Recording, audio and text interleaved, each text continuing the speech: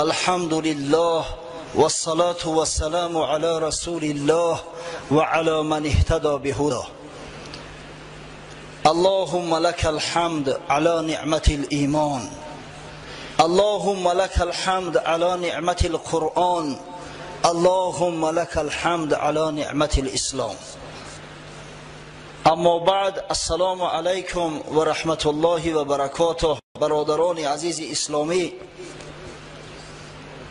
جمعه اول ماه شریف رمضان را از برای یکایک شما و در شخصیت شما از برای مسلمانان جمهوری تاجیکستان و مجموعاً تمام جهان تبریک و تهنیت میگویم و از درگاه خداوند حنان و منان مسئلت آن را دارم که پروردگار این ماه بزرگ، ماه عظیم، ماه مبارک و فرخنده را اولا از برای ما مبارک گرداند، بعدا سبب آمرزیده شدن گناه های ما قبلی ما سازد و نهایت سبب زیاد شدن رزق روزی بندگان مؤمن، زیاد شدن مودت و محبت بین مسلمانان قرار دهد و خداوند مساعدت کند که در یک ماه شریف رمضان نه فقط دهان خیش را از خوردن و آشامیدن و آلات خیش را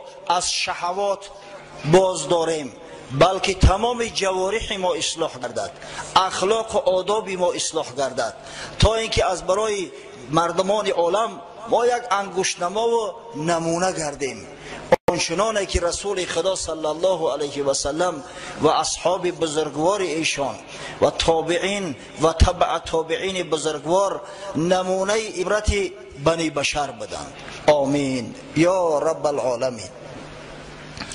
ما اگر چنده که موضوع نماز را به آخر نرسانیده بدیم، اما از بس که ماه شریف رمضان وارد شده است، انشاءالله امروز و در هفته های آینده، یعنی در طول ماه شریف رمضان، کوشش میکنیم که در اطراف روزه ماه شریف رمضان حکم آن، فضیلت آن، ثواب آن، مرتبه و منزلت آن، حکم کسایی که روزه ماه شریف رمضان را از خدا و از بندگان خدا شرم نداشته میخورند، با شما یک صحبت مختصری داشته باشیم.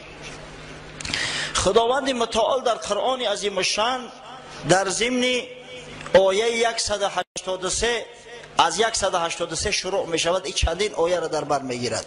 در سوره بقره بیان می سازد: اعوذ بالله من الشیطان الرجیم یا ایها الذین آمنوا کتب علیکم الصیام کما کتب علی الذین من قبلکم لعلکم تتقون.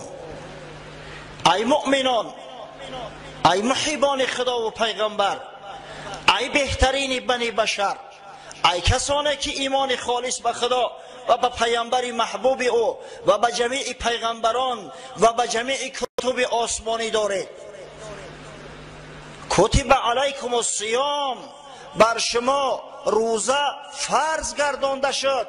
مراد از روزه ماه شریف رمضان است که در آیات بعدی بعد انشاءالله خداوند شهر و رمضان گفته ذکر آن را میکند.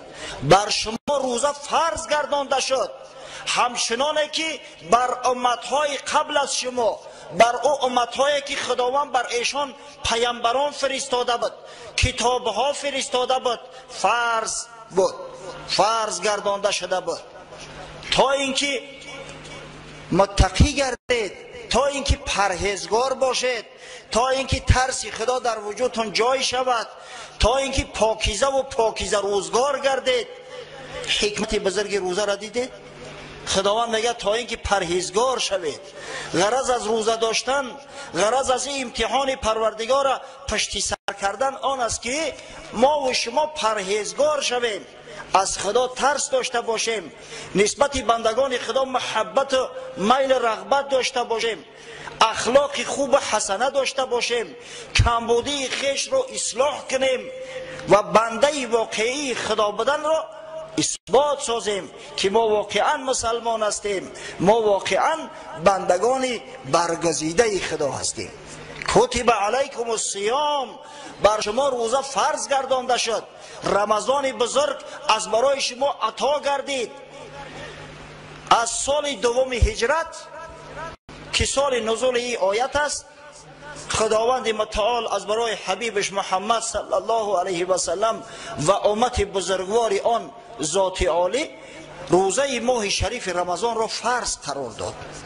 از همون وقت به بعد حبیب خدا، اصحاب بزرگوار او و تمام مسلمانان از همون زمان تا به حال روزه ماه شریف رمضان را با ثبات جوان مردانه نگه می‌دارند. ماه شریف رمضان را با بی‌صبری منتظر می‌شوند. از ورود این ماه بزرگ شادی و خرسندی میکنند. چه خیلی از این ماه شادی و خرسندی نمیکنه که خداوند این ماه به خود تخصیص داده است. عملی بنده را در این ماه خاص به خود گردانده است و از برای بندگانش وعده می‌دهد که مادام برای من روزه میگیرید پس اجر و ثواب شما در ذمه من است. من کفیل هستم، من کفیل آمرزیده شدن گناه‌های شما هستم. من کفیل بران هستم که فردا روز قیامت برای شما عطاهای داده می شود که هیچ چشمی ندیده است، هیچ گوشه نشنیده است و در گوشه خاطر و خیال کسی خطور نکرده است.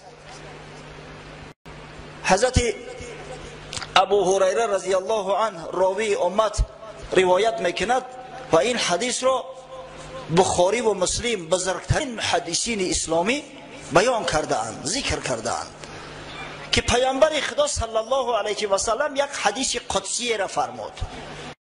قال الله عز و جل، خداوند عز و جل فرمود کل عمل ابن آدم له الا صیام، هر عملی که فرزند انسان میکنه برای خودش میکنه، برای آبرو و عزت خودش میکنه، برای سربلندیش میکنه، برای آبرو یافتن در دنیا و نجات یافتن فردا روز قیامت میکنه، مگر روزه الا صیام فانه لی، پس این بنده روزه را برای من میگیرد، به خاطر من میگیرد، برای کسب و به دست آوردن خوشنودی من میگیرد.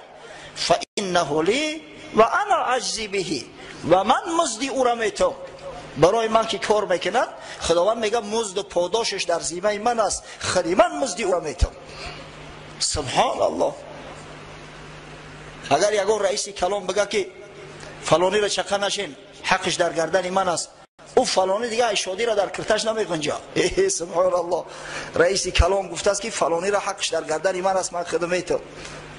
انشالله میگه یگان ماشینی پچ کم میته کتتسه میکنم میگردم. هر قدر که وظیفه و منصب رئیس بلندتر باشه همون قدر دل آدم گرمتر میشود. که آدم کم بغل که بگه یگان چیز میته میگوی که یگان 10 سامانو میته 20 سامانو میته، اما وقتی که رئیس کلان چیزی وعدت کرد آدم همتش بلند میگیره، میگه نخو رئیس کلان شده و به 50 سامان و 100 سامان اکتفا کنه، انشالله یگان ماشین چم در کم میکنه یا یگان خونه میخره میتم. اگه شما تصور کنه که خدای بزرگ، خدایی که دنیا را خلق کرده است، خدایی که تمام این رئیس وزیران را خلق کرده است، خدایی که ما و شما را خلق کرده است، خدایی که رزق روزی ما و شما را مهیا کرده است، این خداوند بگه که پاداش بنده روزدار بر من است. همتون بلند بگیره، همتون بلند بگیره که خدا وعدتو کرده است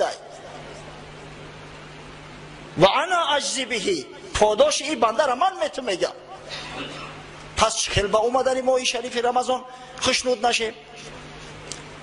صد شکر خدا از نو ماه رمضان آمد، خشنودی و پیروزی بر پیر و جوان آمد. صد شکر خدا از نو ماه رمضان آمد، خشنودی و پیروزی بر پیر و جوان آمد. دلها ز فرح سرشار، کامد مه استغفار، آزادی زی سوز نار بر پیر و جوان آمد. البته دلها از فرح سرشار می شود، زیرا این ماه استغفار است، ماه آمرزش گناهان است و در این ماه آزادی از آتش جهنم بر پیر و جوان البته نازل می شود.